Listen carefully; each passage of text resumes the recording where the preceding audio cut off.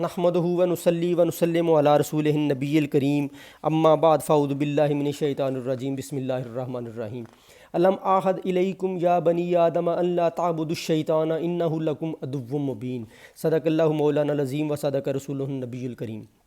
سامعین محترم، آج کی یہ میری مختصر گفتگو اپنے 3 طرح کے متعلقین کے لیے بالخصوص، جس میں میرے فیملی ممبرز ہیں، جس میں میرے قریبی دوست ہیں اور جس میں میرے کولیگز ہیں، اور باقی سب لوگوں کے لیے بالعموم ہے۔ ان 3 طرح کے لوگوں کو میں نے مخصوص اس لیے کیا کہ اللہ رب العزت نے قرآن مجید میں سورہ انشقاق میں 7، 8 اور 9 نمبر آیت کریمہ میں ارشاد فرمایا فَأَمَّا مَنْ أُوتِيَ كِتَابَهُ بِيَمِينِهِ فَسَوْفَ يُحَاسَبُ حِسَابًا يَسِيرًا وَيَنْقَلِبُ إِلَىٰ أَهْلِهِ مَسْرُورًا۔ تو وہ شخص قیامت والے دن جس کا نامہ اعمال اس کے دائیں ہاتھ میں دیا جائے گا تو اس سے آسان حساب لیا جائے گا اور اپنے اہل خانہ کی طرف، اپنے کنبے کی طرف، اپنے خاندان کی طرف خوشی اور مسرت کے ساتھ لوٹے گا۔ تو حاضرین محترم، اس سے ثابت یہ ہوتا ہے کہ یہ جو کنبے، یہ جو فیملیز، یہ جو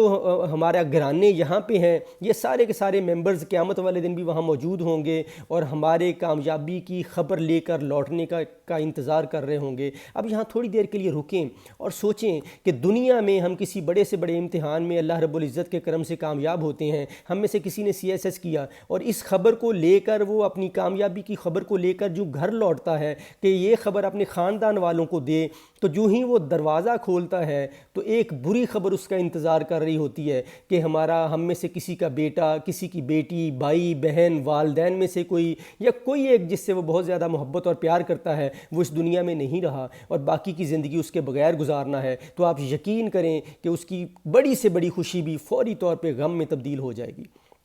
تو حاضرین محترم، وہاں جب اللہ رب العزت کے کرم سے اور اس کے فضل سے ہم کامیاب ہو جاتے ہیں تو ہم جب یہ خوشی کی خبر اپنی اہل خانہ اور اپنے خاندان والوں کو سنانے کے لیے جب وہاں پہنچتے ہیں تو جب ہم دیکھیں گے کہ وہاں پہ ہمارے خاندان کے بہت سے لوگ موجود نہیں ہیں، کسی کا بھائی وہاں نہیں ہے، کسی کی بہن نہیں ہے، کسی کا بیٹا نہیں ہے، کسی کی بیٹی نہیں ہے، آپ ذرا سوچیں کہ یہ وہ لوگ ہیں جن کے بارے میں ہم اپنے کام کاج میں جتنا مرضی مصروف ہوں، ان کے بارے میں کوئی ذرا سی بری خبر اور ان کی بیماری کی ذرا سی خبر ہمیں بے چین کر دیتی ہے۔ تو جب ہم دیکھیں گے کہ اب وہ لوگ کامیاب لوگوں میں ان کا شمار نہیں ہے اور جب دنیا میں وہ لوگ نہیں رہتے تو ہمارے پاس ایک تسلی اور تشفی ہوتی ہے کہ اللہ رب العزت اس کو جنتوں میں گھر دے۔ وہاں تو سارے پردے ہٹ چکے ہوں گے اور یہ ثابت ہو چکا ہوگا کہ جو خاندان کا ممبر یہاں ہمارے درمیان میں موجود نہیں ہے، اللہ رب العزت نے اس کو کامیابی کا اس کے بارے میں فیصلہ نہیں کیا اور وہ جہنم کی آگ کا ایندھن بن گیا، تو آپ یقین کریں کہ ہماری ساری کی ساری خوشیاں ادھوری رہ جائیں گی اور غم اور اندوہ کی کیفیت جو ہے وہ غالب آ جائے گی۔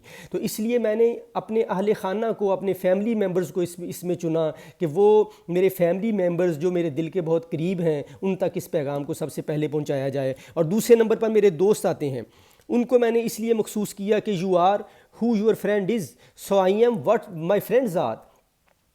اللہ کے نبی صلی اللہ علیہ وسلم نے فرمایا المرء علی دین خلیلہ، کہ تمہیں تمہارے دوست کے دین پر اٹھایا جائے گا، قیامت والے دن تمہیں اٹھایا بھی تمہارے دوست کے دین پر جائے گا۔ تو حاضرین محترم، یہ میرے دوست جو میرے دنیا میں میرے بہت زیادہ قریب بھی رہے اور میں نے زندگی کا ایک بڑا حصہ ان کے ساتھ گزارا اور بہت انجوائے بھی کیا، تو دوستو میں یہ چاہتا ہوں کہ وہاں بھی ہم اسی طرح اکٹھے ہوں اور اسی طرح وہ جو آخرت کی نعمتیں ہیں ان کو بھی ہم اسی طرح اکٹھے انجوائے کریں، اور ہم میں سے کوئی ایسا نہ ہو جو وہ آخرت میں اس کامیابی کے اس امتحان میں جو کامیاب نہ ہو سکے۔ اور میری دلی خواہش ہے کہ ہم سارے کے سارے اس امتحان میں، آخرت کے امتحان میں کامیاب ہوں اور اللہ کے فضل اور کرم سے اللہ کے انعامات کے مزے لوٹیں۔ اور تیسرا، جو میرے کولیگز ہیں، سید الانبیاء صلی اللہ علیہ وسلم کا ارشاد ہے ان ابی عمر کلکم رائن و کلکم مسئول عن رعیتہ، کہ تم میں سے ہر ایک نگران ہے اور ہر ایک سے اس کی رعایا کے بارے میں، اس کے ساتھ کام کرنے والوں کے بارے میں، اس سے نیچے کام کرنے والوں کے بارے میں، اس کے دوستوں کے بارے میں، اس کی اولاد کے بارے میں پوچھا جائے گا کہ اس نے ان کو کس راستے پہ لگایا۔ تو ان تین طرح کے لوگوں کو مخصوص کرنے کا میرا کی جو بیسک وجہ تھی وہ یہ تھی۔ اب حاضرین محترم آتے ہیں کہ اللہ رب العزت کے کرم اور فضل سے ہم سارے لوگ مسلمان گھرانوں میں پیدا ہوئے اور ہم نے یہ کلمہ لا الہ الا اللہ محمد الرسول اللہ پڑھا نہیں، ہمیں پڑھنے کی ضرورت نہیں پڑی، ہم نے صرف اس کو سیکھا ہے۔ اس کلمے کی قدر ان لوگوں سے پوچھیں جن لوگوں نے محنت کر کے، جن لوگوں نے ریسرچ کر کے قرآن مجید تک پہنچے اور اس کتاب کو پڑھا اور پڑھنے کے بعد جو مسلمان ہوئے، ان سے پوچھیں اس کی قدر اور قیمت اور منزلت کیا ہے۔ ہم نے چونکہ مسلمان گھرانوں میں آنکھ کھولی تو ہم نے اس کلمے کو سیکھا، لا الہ الا اللہ، کہ کوئی ذات اور کوئی ایسی ہستی دنیا میں نہیں ہے کہ جس سے زندگی کے بارے میں زندگی بسر کرنے کے بارے میں احکامات لیے جائیں سوائے اللہ کے۔ کوئی ہستی اور ذات ایسی نہیں ہے جس سے احکامات لیے جائیں سوائے اللہ کے، اور ہم نے اس کا ترجمہ کیا کہ اللہ کے سوا کوئی عبادت کے لائق نہیں۔ یہ دونوں اس کا مطلب ایک ہے، لیکن ہم نے عبادت کا مفہوم غلط لینے کی وجہ سے ہمارا عبادت کا کنسیپٹ غلط ہو گیا۔ ہم نے عبادت سمجھا صرف نماز کو، صرف روزہ کو، تسبیحات کو، نوافل کو، تہجد کو، کہ یہ عبادت ہے، اور اصل میں عبادت کا جو معنی اور مفہوم ہے وہ یہ ہے کہ جس سے آپ احکامات لے رہے ہوتے ہیں زندگی کی گزارنے کے، اصل میں آپ اس کی عبادت کر رہے ہوتے ہیں۔ اس پہ ایک میں اللہ رب العزت نے قرآن مجید میں ارشاد فرمایا،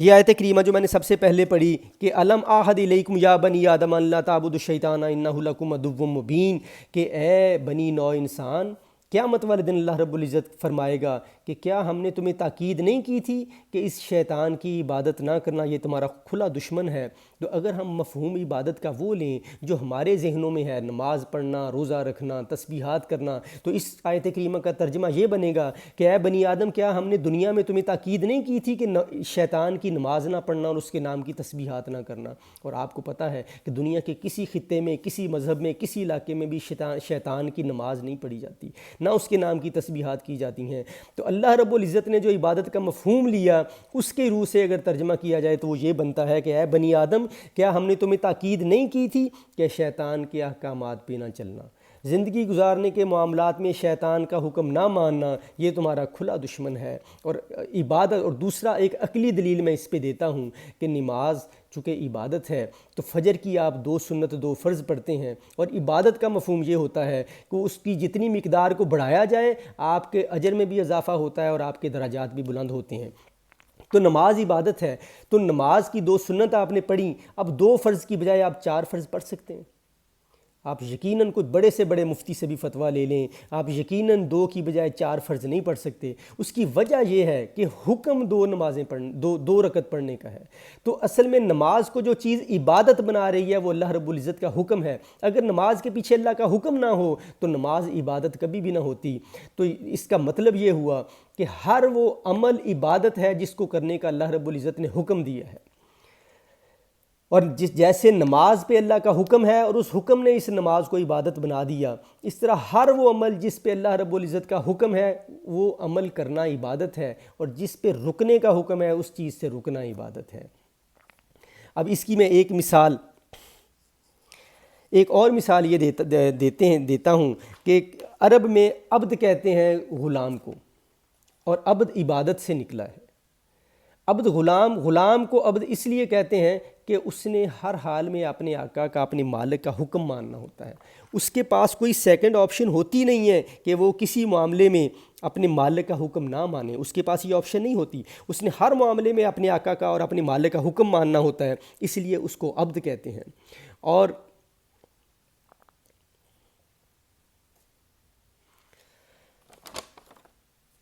اللہ رب العزت نے پھر ارشاد فرمایا وَمَا خَلَقْتُ الْجِنَّ وَالْإِنسَ إِلَّا لِيَعْبُدُونَ، کہ ہم نے جنوں اور انسانوں کو صرف عبادت کے لیے پیدا فرمایا۔ اب جب اللہ رب العزت نے جنوں اور انسانوں کو صرف عبادت کے لیے، یہ غرض و غایت تخلیق انسانی بیان کی جا رہی ہے کہ ہم نے صرف انسان کو پیدا ہی عبادت کے لیے کیا ہے۔ اور اگر ہمارے والا عبادت کا مفہوم نماز اور روزہ لیا جائے تو پھر تو انبیاء بھی اس غرض و غایت پر پورا اترتے نظر نہیں آتے، کہ انہوں نے بھی اپنی زندگی میں صرف نماز، روزہ اور نوافل ہی نہیں پڑھے، انہوں نے اپنی زندگی میں کاروبار بھی کیے ہیں، انہوں نے اپنی زندگی میں شادیاں بھی کیں، ان کے بچے بھی ہوئے۔ تو یہ سارے کے سارے عوامل جو باقی ہیں ان کو اگر عبادت سے نکال دیا جائے تو اس کا مطلب تو غرض و غایت جو تخلیق انسانی تھی اس پہ انبیاء بھی پورا نہیں اترے۔ نہیں، ایسا نہیں ہے۔ کوئی عبادت کا ایسا مفہوم ہونا چاہیے جس میں زندگی کے یہ سارے معاملات شامل ہوں، اور وہ مفہوم وہی ہے جو اللہ رب العزت نے کلام پاک میں لیا کہ اللہ رب العزت کے حکم کو ماننا اصل میں عبادت ہے، اور ہم وہ قوم ہیں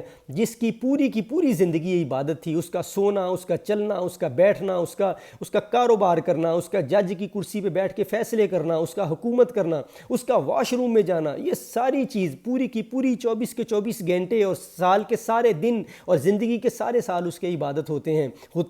اگر وہ یہ فیصلہ پہلے یہ عبادت کا مفہوم ٹھیک لے لیتا کہ اللہ کے ہر زندگی کے معاملے میں اللہ کے حکم کو ملحوظ خاطر رکھنا اور اس کے مطابق عمل کرنا، اس کا نام عبادت ہے۔ تو حاضرین محترم، جب ہمارا عبادت کا مفہوم غلط ہوا تو اس سے پھر ہوا کیا؟ اس سے ہوا یہ کہ ہم نے زندگی کے مذہب کے سیکٹر میں تو اللہ رب العزت کے احکامات کو مد نظر رکھا، نماز، روزہ، زکوٰۃ، نوافل کے معاملات میں اللہ رب العزت کے احکامات کو مد نظر رکھا، اور زندگی کے باقی معاملات سے اللہ رب العزت کے احکامات کو نظر انداز کر دیا، اور ان معاملات میں ہم نے اپنی مرضی شروع کر دی۔ ہم نے سوچا وہ کس لیے؟ وہ اس لیے کہ ہم سیٹسفائیڈ تھے کہ ہم نے جو عبادت جس کے لیے ہمیں پیدا کیا گیا ہے وہ ہم نے عمل اور وہ والا سیکٹر ہم نے کمپلیٹ کر دیا، وہ ہم نے نماز پڑھی ہے، ہم نے روزہ رکھا ہے، نوافل پڑھے ہیں، ہم مور دین سیٹسفائیڈ تھے کہ ہم نے تہجد بھی پڑھی ہے، اور وہ چونکہ سیکٹر اب کمپلیٹ ہو گیا، باقی کسی معاملے میں اللہ رب العزت کے احکامات کو مد نظر رکھنا ضروری نہیں، ایسا نہیں ہے۔ اللہ رب العزت نے جب تعریف کی مومنین کی تو اللہ رب العزت نے فرمایا والمؤمنون والمؤمنات بعضهم اولیاء بعض یامرون بالمعروف وینہون عن المنکر ویقیمون الصلاۃ ویؤتون الزکوٰۃ ویطیعون اللہ ورسولہ۔ یہ سورہ توبہ آیت نمبر 71 ہے کہ مومنین کی اللہ رب العزت نشانیاں بیان فرما رہا ہے کہ مومنین ایک دوسرے کے مددگار ہیں، ایک دوسرے کے دوست ہیں، اور ایک دوسرے کو نیکی کا حکم دیتے ہیں، برائی سے منع کرتے ہیں، اور نمازیں پڑھتے ہیں اور زکوٰۃ دیتے ہیں۔ ہمارے اندر کا مومن اور مسلمان یہاں پہ آ کے سیٹسفائی ہو جاتا ہے، اور وہ مور دین سیٹسفائیڈ ہے، بلکہ چونکہ ساتھ میں وہ نوافل بھی پڑھتا ہے۔ اللہ رب العزت نے یہاں پہ سٹے نہیں کیا، اللہ رب العزت نے آگے بیان کیا وَيُؤْتُونَ الزَّكَاةَ، اور زکوٰۃ دینے کے بعد وہ کیا کرتے ہیں؟ وَيُطِيعُونَ اللَّهَ وَرَسُولَهُ، وہ اللہ اور اس کے رسول صلی اللہ علیہ وسلم کے احکامات کو بھی مانتے ہیں، وہ احکامات جو زندگی کے باقی معاملات کی طرف کے بارے میں اللہ رب العزت نے اور اس کے رسول جو قرآن مجید کی صورت میں اور خفی وحی کی صورت میں موجود ہیں، جن کو ہم احادیث مبارکہ کہتے ہیں، ان میں موجود سارے احکامات کے متعلق اللہ رب العزت کے احکامات کو مد نظر رکھتے ہیں۔ اللہ رب العزت نے پھر صورت دیکھیں، جب ہم نے عبادت کے مفہوم کو صرف نماز اور روزے تک مخصوص کر لیا تو پھر خرابی کہاں پہ ہوئی؟ ہم باقی جو معاملات تھے، مثلا سورہ حجرات میں اللہ رب العزت نے کہا انما المؤمنون اخوۃ فاصلحوا بین اخویکم واتقوا اللہ لعلکم ترحمون، کہ مومنین آپس میں بھائی ہیں، اگر ان میں کسی قسم کا اختلاف ہو جائے، کسی قسم کی لڑائی ہو جائے تو ان کی آپس میں صلح کروا دیا کرو۔ یہ صلح کروانے کا حکم اللہ کا تھا، یہ اس پہ عمل کرنا عبادت تھا۔ اور ہم کیا کرتے ہیں؟ دو دوست، دو مومنین، دو مسلمان اگر آپس میں لڑ پڑتے ہیں، کوئی اختلاف ہو جاتا ہے تو ہم اس کے پاس جا کے اس پہلے کے بارے میں بھڑکاتے ہیں، اور پہلے کے پاس جا کے دوسرے کے بارے میں اور دلوں میں نفرتیں پیدا کرتے ہیں۔ ہم اس معاملے میں اس لیے خیال نہیں کرتے اللہ کے احکامات کا کہ ہم سیٹسفائیڈ ہیں کہ ہم نے عبادت والا اپنا جو پورشن اور سیکٹر ہے اس کو ہم نے کمپلیٹ کر لیا ہے، حالانکہ اس معاملے یہ بھی اللہ کا حکم اتنا ہی اہم ہے جتنا نماز کے بارے میں اللہ کا حکم اہم ہے۔ پھر اللہ رب العزت نے آگے جا کے ارشاد فرمایا کہ ایک دوسرے کا مذاق نہ اڑاؤ، تمسخر نہ کرو، عیب جوئی نہ کرو، بد القابی نہ کرو، تجسس نہ کرو، بدگمانی نہ کرو۔ ہم یہ سارے کام کرتے ہیں، ہم یہ سارے کام اس لیے کرتے ہیں کہ ہم سمجھتے ہیں کہ ہم نے عبادت والا اپنا سیکٹر جو ہے اس کو کمپلیٹ کر لیا ہے، اور باقی معاملات میں ہم اللہ تعالیٰ کے احکامات کے مطابق فیصلے کرنے کے پابند نہیں ہیں۔ اس سے تھوڑا سا آگے چلیں تو اللہ رب العزت نے ارشاد فرمایا قرابت داروں کے لیے ان اللہ یامر بالعدل والاحسان وایتاء ذی القربی، قرابت داروں کے لیے اللہ رب العزت نے ارشاد فرمایا میں حکم دیتا ہوں کہ ان کے ساتھ عدل اور احسان کا معاملہ کرو۔ قرابت دار آپ کے حقیقی بہن بھائی، سگے بہن بھائی ہیں، آپ کے والد کے سگے بہن بھائی اور ان کے تعلق دار، اور آپ کی والدہ کے سگے بھائی بہن اور ان کے تعلق دار، یہ سارے اقربا میں آتے ہیں، ذی القربا میں آتے ہیں۔ یہ سارے قرابت داروں کے بارے میں اللہ رب العزت نے ارشاد فرمایا کہ ان کے ساتھ احسان کا معاملہ کرو، اور احسان یہ ہوتا ہے کہ وہ برائی کریں تو آپ بھلائی کرو، وہ بدخواہی کریں تو آپ خیر خواہی کرو، وہ آپ لوگوں کے ساتھ نیکی نہ کریں تو آپ ان کے ساتھ نیکی کرو، ان کی اگر وہ زیادتی کریں تو ان کو معاف کر دو۔ اور ہم اس معاملے میں کیا کرتے ہیں؟ ہم اگر کوئی ہمارے ساتھ نیک سلوک کرتا ہے اس کے ساتھ تو نیک سلوک کرنے کی کوشش کرتے ہیں، اور اگر کوئی اب تھوڑا سا ہمارے ساتھ تھوڑا سا اس کے معاملات میں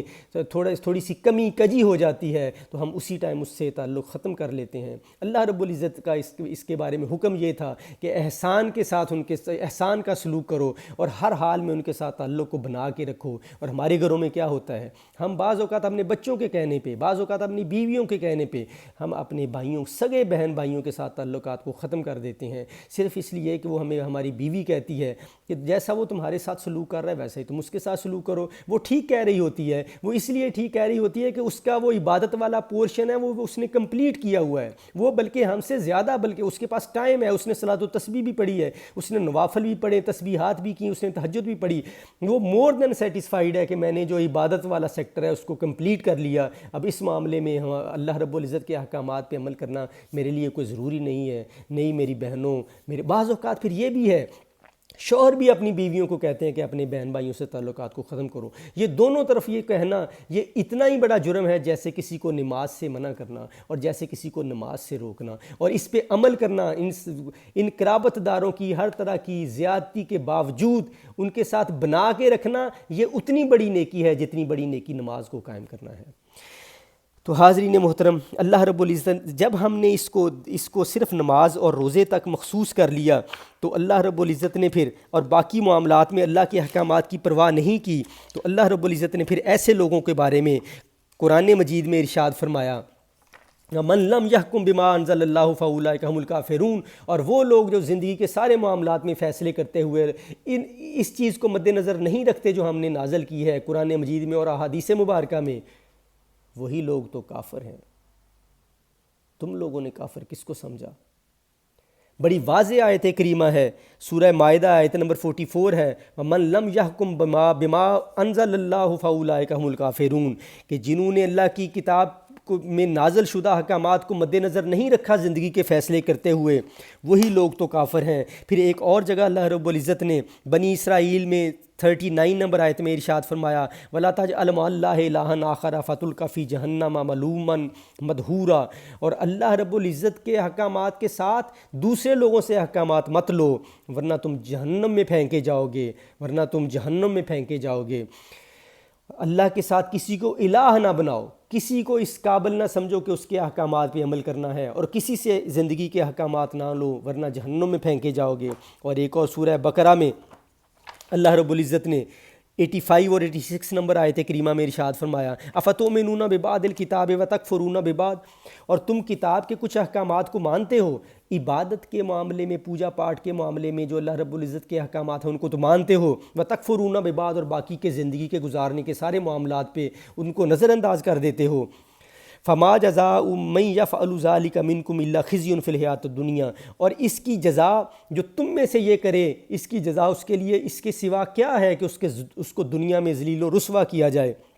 اور یوم القیامہ یردون الی اشد العذاب، اور قیامت والے دن اسے شدید عذاب میں دھکیلا جائے۔ تو حاضرین محترم، اللہ رب العزت کی ان ساری کلام سے مجھے دو چیزیں تو بڑی واضح ہوئی ہیں۔ نمبر ایک تو یہ کہ عبادت اصل میں اللہ رب العزت کے احکامات پہ عمل کرنا ہے، اور دوسری یہ کہ عبادت بیسیکلی یہ کتاب ساری اللہ رب العزت کے احکامات ہیں جس کو سٹارٹ سے لے کے اینڈ تک جس پہ عمل کرنا ضروری ہے، اور جب تک ہم اس کتاب کو پڑھیں گے نہیں تب تک ہمیں یہ چیز سمجھ نہیں آئے گی کہ یہ کلام الہی ہے، اور کلام کی تعریف یہ ہوتی ہے کہ کسی سے کیا جاتا ہے، اور یہ کلام اللہ رب العزت نے بالعموم پوری نوع انسانی کے ساتھ کیا، اور بالخصوص مسلمانوں کے ساتھ بالخصوص اس لیے کہ ہمارا دعویٰ ہے کہ ہم اللہ کو مانتے ہیں، اور جو جس کو مانتا ہے اس کی باتوں کا خیال کرتا ہے اور اس کے احکامات پہ عمل کرنے کی کوشش کرتا ہے۔ ضرورت اس چیز کی ہے کہ ہم نے تو اپنی زندگی کا ایک بڑا حصہ اس کنفیوژن میں گزار دیا، کبھی کہ صرف نماز اور روزے کے معاملے میں اللہ رب العزت کے احکامات کو مانا، باقی معاملات میں اس کو مد نظر نہیں رکھا۔ اب ضرورت اس امر کی ہے کہ اپنے بچوں کو بتائیں کہ بچوں، یہ کتاب اصل میں شروع سے لے کے آخر تک اس ساری کتاب پہ عمل کرنا عبادت ہے، اور ان کو یہ بتائیں کہ یہ پورے کا پورا ایک نظام حیات ہے، اور یہ صرف نماز اور روزے اور حج اور زکوٰۃ کا نام عبادت نہیں ہے۔ اللہ رب العزت کے ساری کی ساری باتوں اور احکامات اور اس کے حبیب صلی اللہ علیہ وسلم کے حدیث پہ پورے کے پورا عمل کرنا یہ عبادت ہے۔ اللہ رب العزت ہمیں توفیق عطا فرمائے ان ساری باتوں پہ عمل کرنے کا۔ اور ایک میں نے پیج ریکمینڈ کرنا ہے، حکم اذاں کے نام سے ایک پیج ہے، میں اس کا لنک بھی آپ کو سینڈ کر دوں گا۔ اس میں صرف 10 منٹ کا میٹیریل ایک دن میں پوسٹ کیا جاتا ہے۔ آپ سے ریکویسٹ ہے کہ اس کو ضرور سنا کریں، 10 منٹ صرف نکالیں اپنی زندگی کے قیمتی ٹائم میں سے، اور آپ یقین کریں یہ آپ کے ضائع نہیں ہوں گے، اور آپ کی آخرت میں انشاءاللہ آپ کی کامیابی کا ذریعہ بنیں گے۔ وما علینا الا البلاغ المبین۔